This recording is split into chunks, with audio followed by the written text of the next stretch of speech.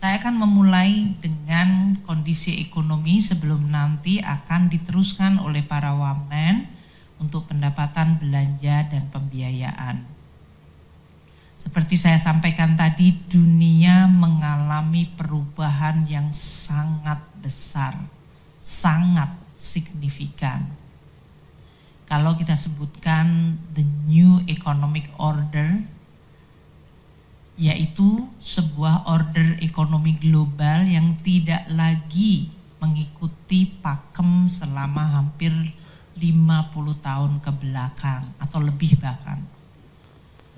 Di mana di dalam era 60 atau 50 tahun ke belakang, globalisasi dan global rule base itu menjadi sandaran atau menjadi fondasi kita berinteraksi dan berrelasi berhubungan antar negara.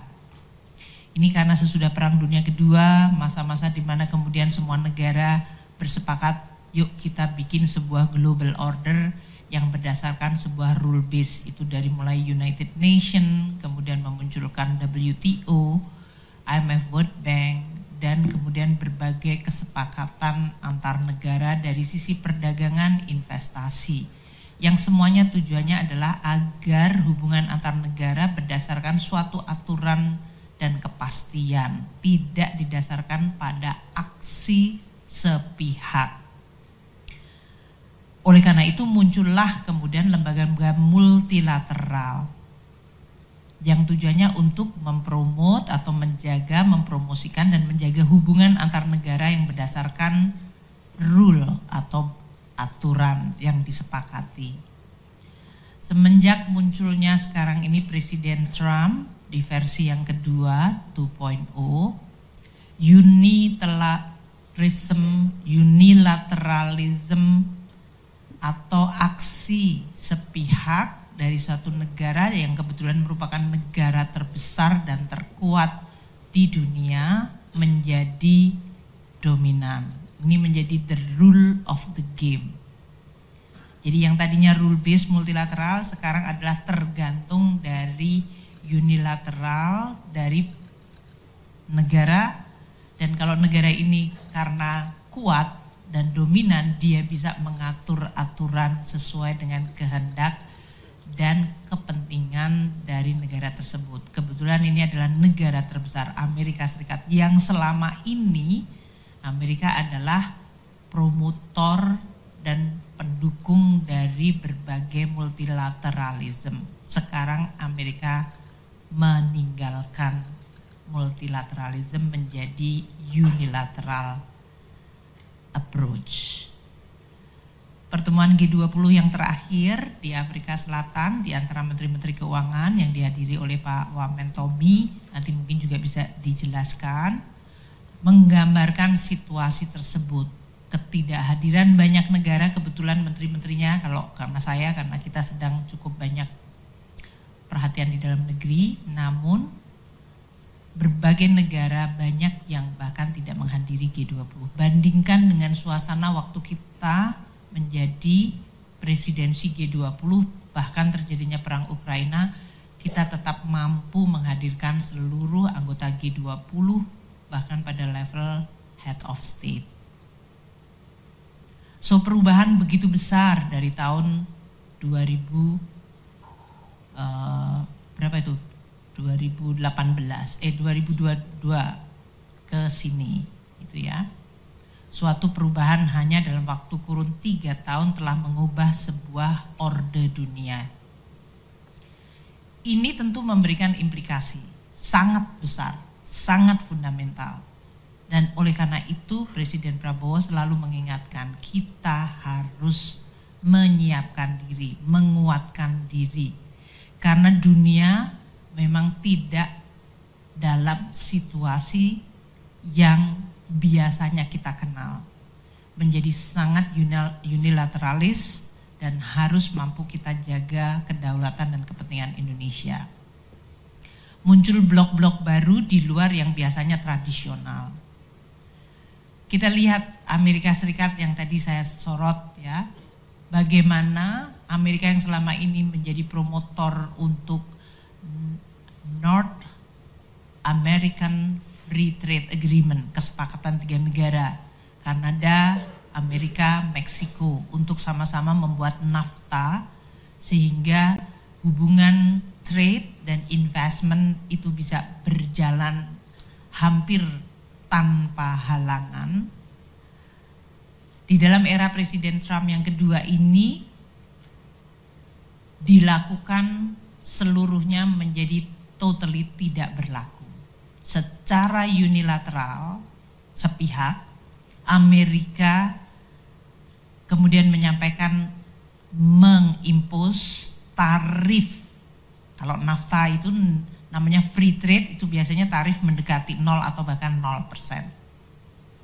Yang terjadi sekarang, tiba-tiba Trump menerapkan kepada negara tetangganya yang sebetulnya selama ini bergabung dalam sebuah blok free trade, yaitu North Africa Free Trade Agreement NAFTA. Tiba-tiba tetangga sebelahnya dikenakan tarif. Kanada 10% untuk energi, 25% untuk komoditas lainnya. Meksiko 25% across the board. RRT 10% ini on top of yang selama ini RRT sudah terkena dari semenjak Trump 1.0, Biden, dan Trump 2.0. Jadi waktu Trump 1.0 dan Biden, RRT itu sudah dikenakan tarif dan belum turun, sekarang ditambahkan 10%. Diumumkan pada 1 Februari 2025 untuk pengenaan tarif tersebut. Reaksinya sungguh luar biasa. Jadi kalau teman-teman wartawan masih sedikit mau ngecek ke Google situasi awal itu, disruption dari terjadinya keputusan ini terhadap global sentiment luar biasa negatif. Sehingga Presiden Trump tanggal 3 Februari 2 hari kemudian mengatakan oke, karena reaksinya begitu negatif saya tunda 1 bulan. Waktu itu kemudian terjadi lega, mungkin kita bisa work out. Pada tanggal 4 Februari RRT karena tidak mendapatkan penundaan, jadi yang ditunda hanya tarif untuk Meksiko dan Kanada, dan itu pun hanya untuk 1 bulan. Tanggal 4 Februari, RRT yang sudah dikenakan tarif mulai 1 Februari melakukan retaliasi, balasan, dengan menerapkan tarif 15% untuk import coal dan LNG dari Amerika Serikat, dan penerapan 10% dari import crude, mesin pertanian, kendaraan, dan truk dari Amerika Serikat. Perang dagang terjadi. Kalau kita biasanya mengenal perang militer, ini perang dagang terjadi. Satu negara secara unilateral melakukan tarif untuk men-charge lebih tinggi, negara lain melakukan retaliasi. Jadi medan perangnya ada di perekonomian.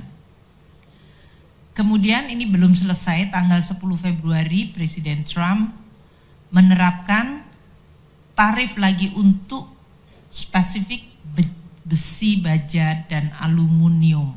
Tarifnya 25%. Any besi, baja, aluminium dari negara manapun masuk Amerika kena tarif 25%. Dan karena ini menimbulkan reaksi negatif, negara lain juga akan melakukan retaliasi. Tanggal 13 Februari Presiden Trump mengumumkan kalau terjadi retaliasi akan dilakukan reciprocal, dibales lagi. Jadi ini adalah sebuah language, bahasa yang mengatakan tidak ada perdamaian di sini. Melakukan tarif, kalau kamu balas maka akan reciprocal lagi. Tanggal 4 Maret, yaitu 1 bulan sesudah penundaan tarif dari Meksiko dan Kanada, yang tadinya diperkirakan atau dipikir Presiden Trump akan melunak terhadap Kanada dan Meksiko, ternyata tidak. sehingga tarif 25% untuk Kanada dan Meksiko diberlakukan. Dan untuk RRT karena sudah melakukan retaliasi tanggal 4 Februari dengan menerapkan tarif 15%, maka sesuai dengan tarif reciprocal yang dilakukan oleh Amerika Serikat yang diumumkan 13 Februari, maka RRT yang sudah dibales lagi dengan menambahkan lagi tarifnya 10% untuk komoditas dari Tiongkok.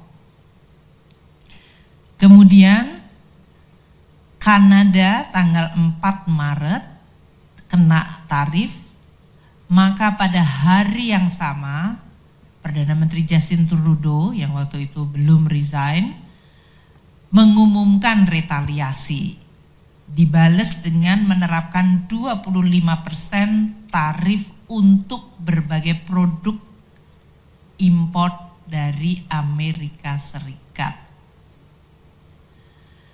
Dan ini tentu menimbulkan ancaman terhadap berbagai kemungkinan, dari mulai resesi bahkan inflasi, bisa terjadi stagflasi, ekonominya melemah tapi harga tinggi karena tarif.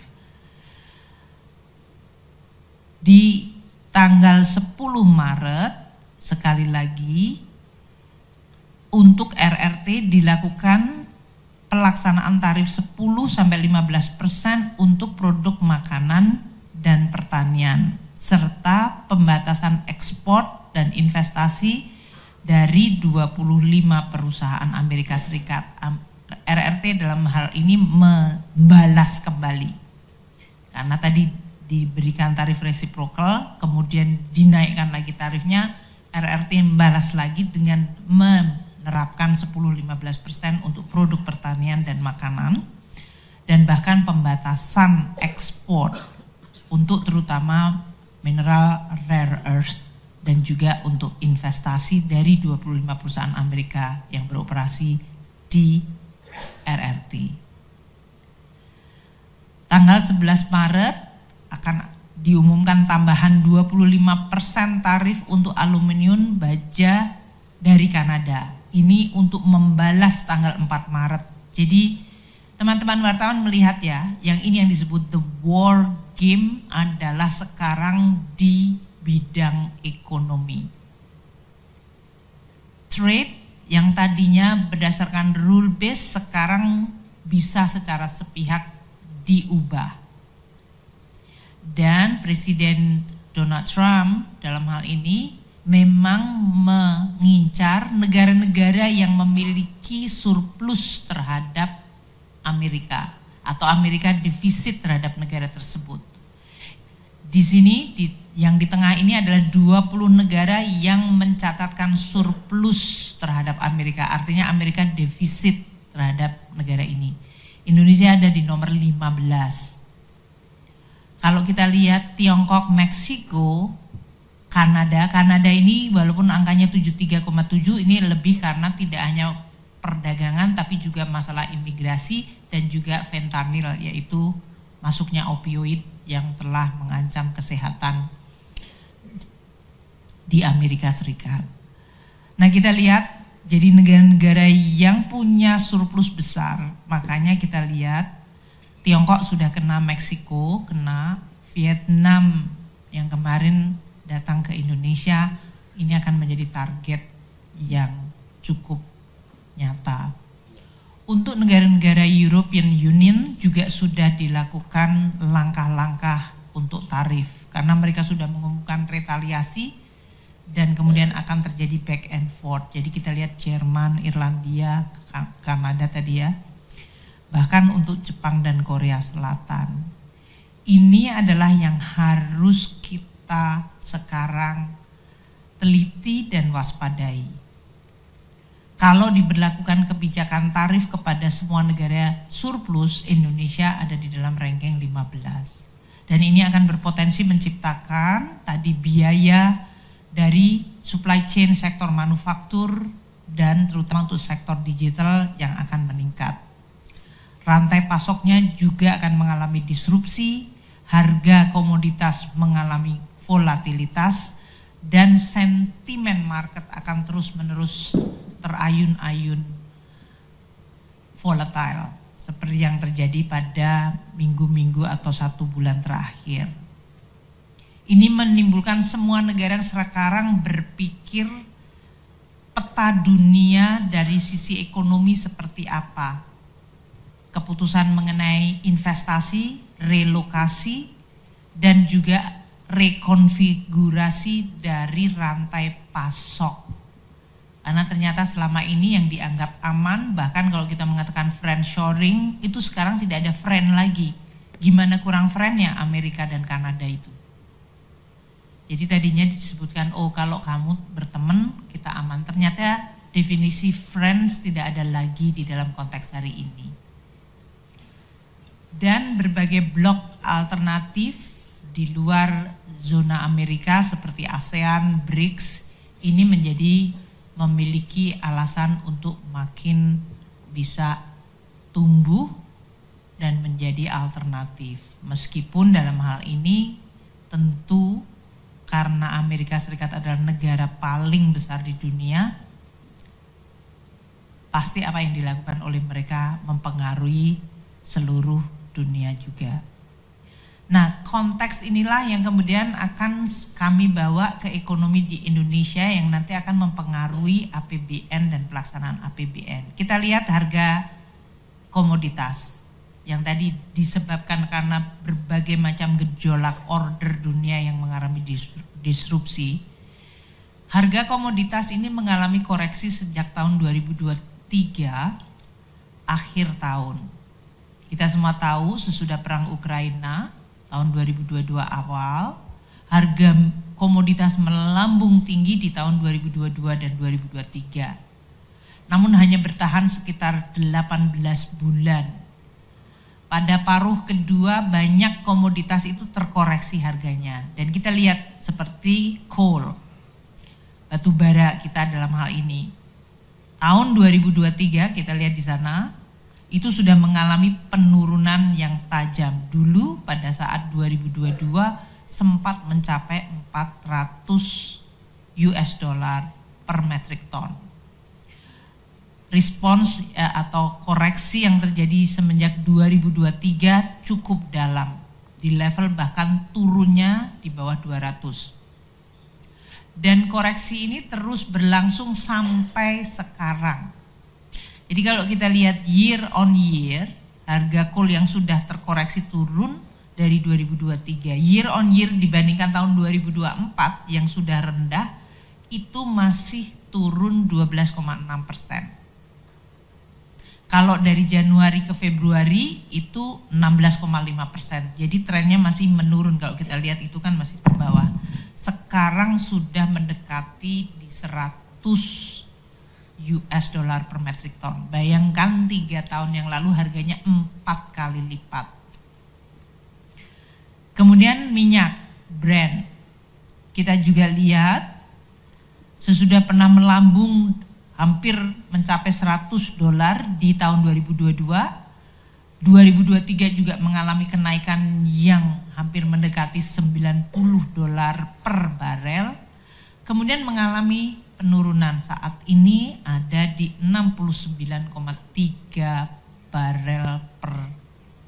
dolar per barel. Year on year, harga hari ini yang 69,3 dolar per barel itu 5,9% di bawah tahun lalu. Jadi ini sudah terus masih mengalami penurunan. Year to date-nya Januari ke Februari juga turunnya 7,2%. Month to month Januari ke Februari mengalami 8,7%. Harga minyak ini tekanannya luar biasa karena tadi disrupsi dan ketidakpastian karena perang dagang. Pasti akan menimbulkan perlemahan ekonomi di negara-negara, terutama negara maju yang sedang memicu perang itu. Dan ini berarti akan menyebabkan harga minyak mengalami tekanan. Kalau ada sedikit berita baik adalah harga CPO kita.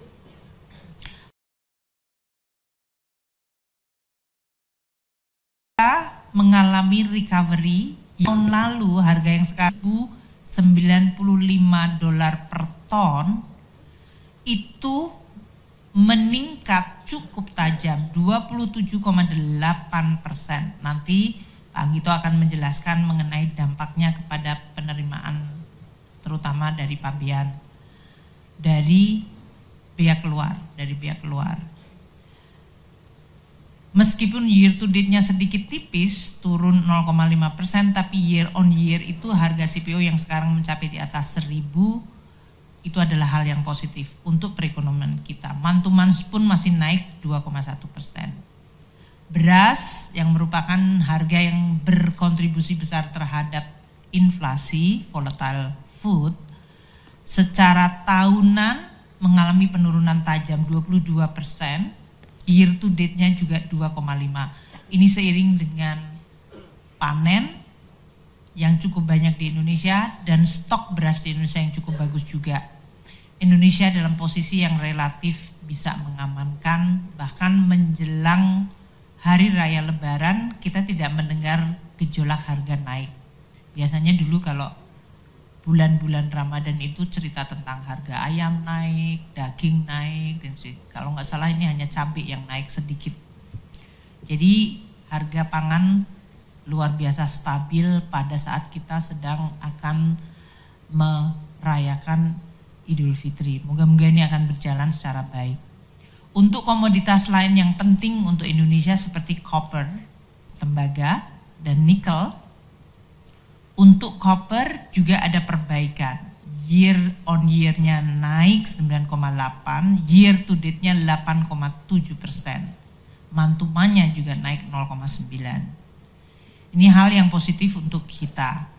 Kita berharap 2025 tren dari paling tidak harganya tidak terus mengalami koreksi yang waktu itu mulai terjadi di tahun 2023. Untuk nikel, kita lihat year on year-nya agak mengalami penurunan 6%, tapi year to date sudah mengalami kenaikan lagi yaitu 8%. Month to month-nya juga naik 6,6. Jadi harga komoditas dalam hal ini beberapa yang sudah mengalami koreksi level rendah sejak 2023 akhir masih berlangsung sampai sekarang. Untuk beberapa harga pangan masih bervariasi. Dan untuk komoditas yang penting bagi perekonomian kita ada tren perbaikan. Ini memberikan suatu optimisme atau harapan yang positif. Hal positif lain untuk ekonomi Indonesia adalah aktivitas manufaktur kita. Dengan disrupsi yang luar biasa besar, hampir semua negara mengalami dampak aktivitas manufaktur tadi karena supply chains dan tarif yang terjadi, import dari berbagai raw materials pasti menimbulkan dampak pada kegiatan manufaktur di berbagai negara. Banyak yang kemudian PMA-nya di level kontraktif atau dalam hal ini di level di bawah 50. Banyak yang di bawah 50 dan stay di bawah 50. Kalau kita lihat di sini ya, yang warnanya pink itu Eropa ya, kalau nggak salah ya. Itu yang paling bawah itu. Dari 2023 ekonomi Eropa sungguh sangat tidak baik-baik saja. Kalau kita lihat terutama yang negara besarnya Jerman, Prancis. Manufaktur activity di Eropa terus-menerus dalam kondisi kontraktif selama bahkan hampir 2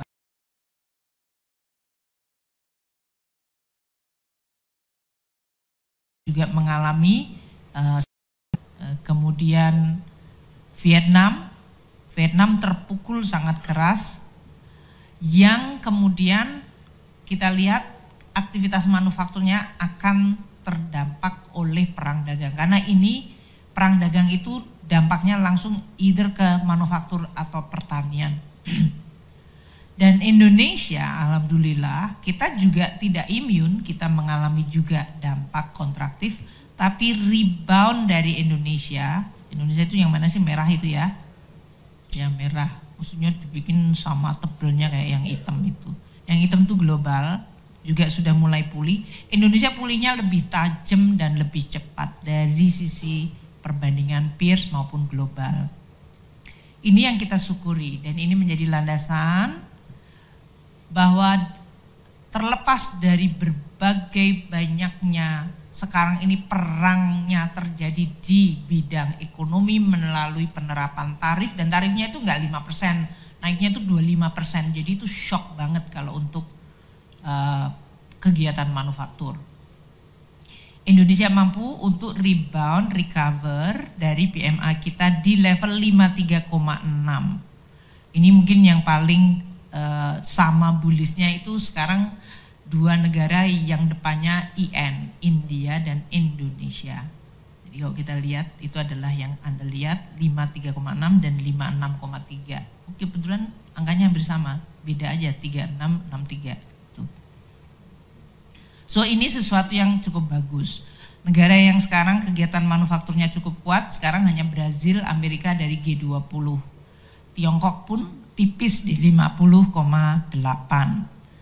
Negara-negara tetangga kita masih dalam situasi kontraktif. Malaysia masih negatif di 49,7, Vietnam 49,2. Kemudian negara-negara emerging seperti Meksiko, Turki, semuanya juga mengalami negatif. Selain negara Eropa yang kita lihat, Perancis, Jerman itu kontraksinya cukup dalam, dan ini terjadi sudah 2 tahun untuk negara tersebut. Kalau kita lihat Indonesia negatif itu hanya beberapa bulan, kemudian kita balik lagi. Jadi ini yang kita harus cukup syukuri, namun kita juga waspada karena perangnya masih berlangsung, perang ekonominya.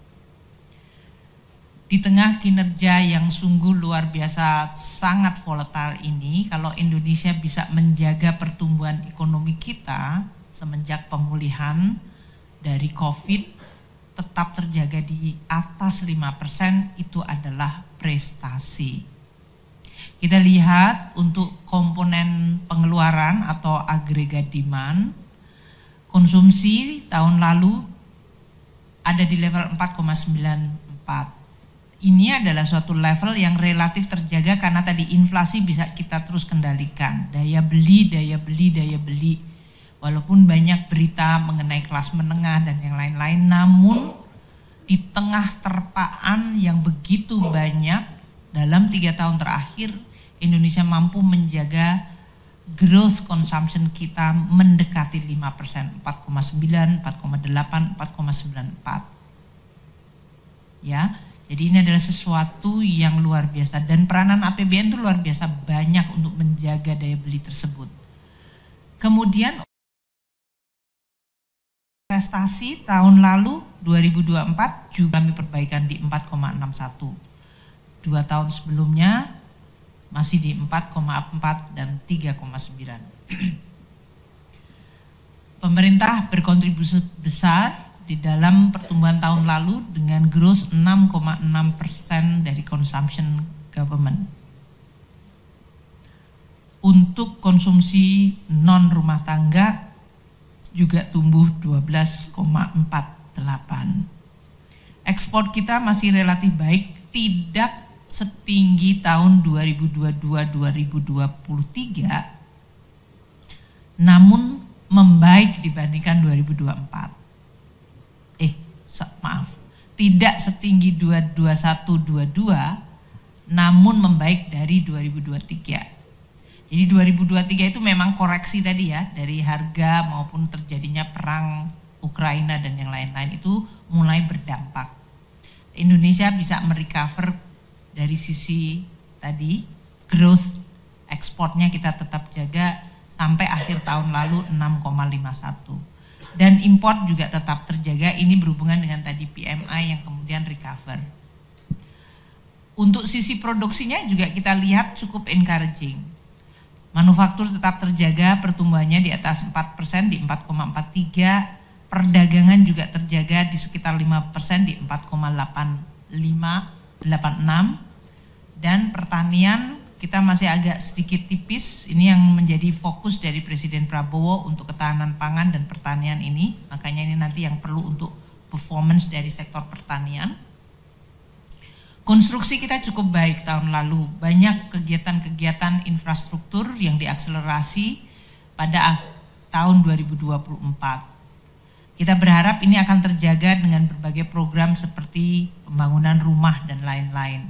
Pertambangan, despite tadi harga yang mengalami volatilitas bisa tumbuh 4,9. Transportasi juga masih bertahan cukup tinggi di 8,69%. Itu dibanding pada saat recovery after COVID itu juga cukup decent. Infocom tumbuh di 7,57. Untuk akomodasi makan dan minuman, yang ini merefleksikan agregat demand kita di dalam terutama konsumsi, tumbuhnya juga cukup menggembirakan 8,56%. Khusus real estate, pertumbuhannya juga pick up di 2,5 karena berbagai insentif yang kita berikan termasuk pembebasan pajak untuk pembelian rumah yang di bawah 1 miliar.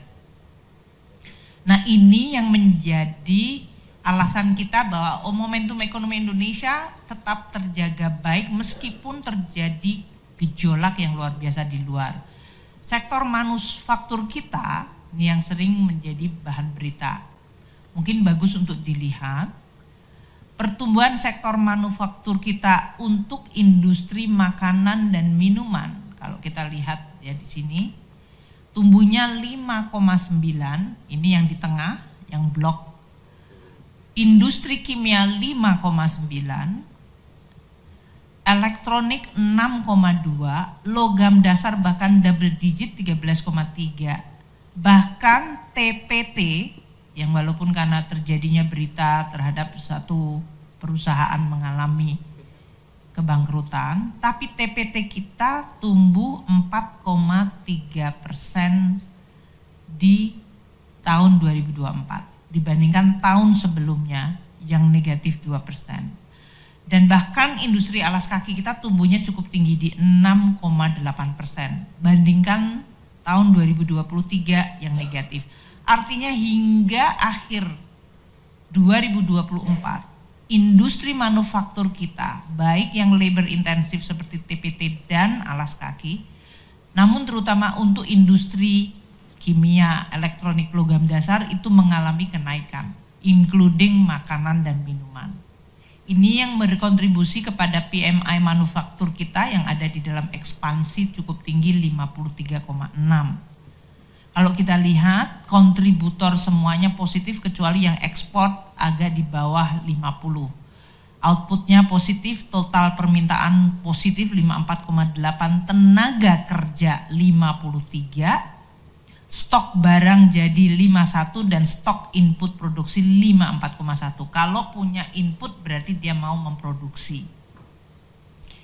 Ini hal yang sangat bagus. Ini PMI situasi bulan Februari 2025. Jadi kalau yang di tengah ini adalah prestasi sampai akhir 2024, Januari sampai Februari PMI kita itu pick up sesuai yang tertangkap dari PMI manufaktur, di mana komponen untuk mengukur PMI-nya entah diukur dari outputnya, entah dari demand side-nya, tenaga kerjanya, inputnya, stok barang jadinya, itu semuanya strong, positif, ekspansif. Ekspor sedikit turun, tidak heran karena tadi disrupsinya luar biasa. Beberapa ekspor bahkan dari industri-industri kita yang tadi tumbuh bagus seperti logam dasar dan elektronik, ya kan yang di tengah ini ya sampai akhir Desember 2024 itu 13,3 dan elektronik 6,2. Kita catatan sampai dengan Januari, elektronika tetap tumbuh positif. Kita lihat di sini pertumbuhannya yang merah itu adalah olahan nikel, growth-nya 47,2. Untuk yang tembaga 4,6, elektronika 20,5. Yang negatif itu adalah besi baja, karena tadi besi baja yang terhantam oleh banyak sekali tarif yang diberlakukan. Yang menarik yang di bawah ini, untuk tekstil dan alas kaki, Januari 2025 itu ekspornya tumbuhnya untuk alas kaki bahkan double digit 17%. TPT memang rendah, tapi itu positif di 3%, 3,8%, mau mendekati 4%. Jadi ini menggambarkan bahwa produksi dan aktivitas manufaktur di Indonesia itu tetap mampu bertahan.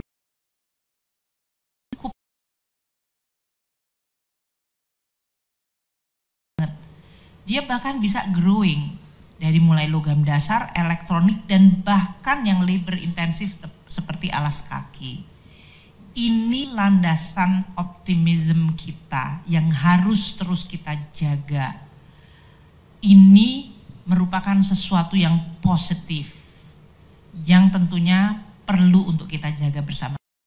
Kita akhir tahun, jadi seluruh trade account jumlahkan surplusnya 7,2 billion US dollar, miliar US dollar.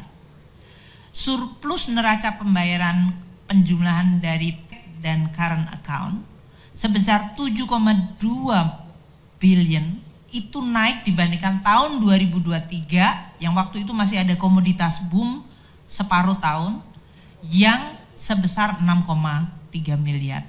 Kalau persentase gross berapa tuh Pak? Surplusnya kita. Kemarin aku udah minta gross, 15%. Lupa itu yang bikin slide udah ngantuk tadi malam sampai jam 12. Jadi naik 15% surplus neraca pembayaran kita. Surplus untuk transaksi modal dan finansial 16 triliun. Ini tahun 2024 yang kita sudah tutup. Nah, untuk Januari kita sudah lihat neraca perdagangan kita momentumnya masih terjaga baik. Kita lihat Januari 2025 kita mencapai 3,5 surplus ya. Tahun 2024 Januari surplusnya hanya 2,0. Itu naik 70% ya Pak ya. Coba kalau dipersenin.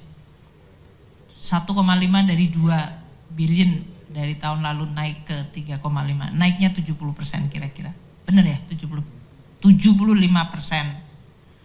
Jadi YoY kalau kita lihat surplus neraca perdagangan kita itu melonjak 75%.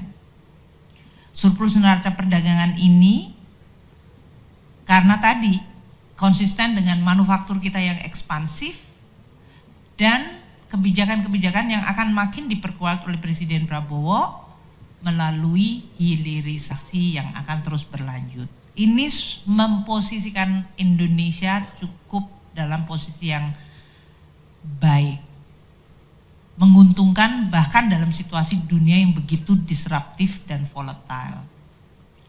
Nah tadi saya sampaikan aliran surplus neraca transaksi modal dan finansial yang menyebabkan surat berharga negara kita itu masih atraktif, highly atraktif.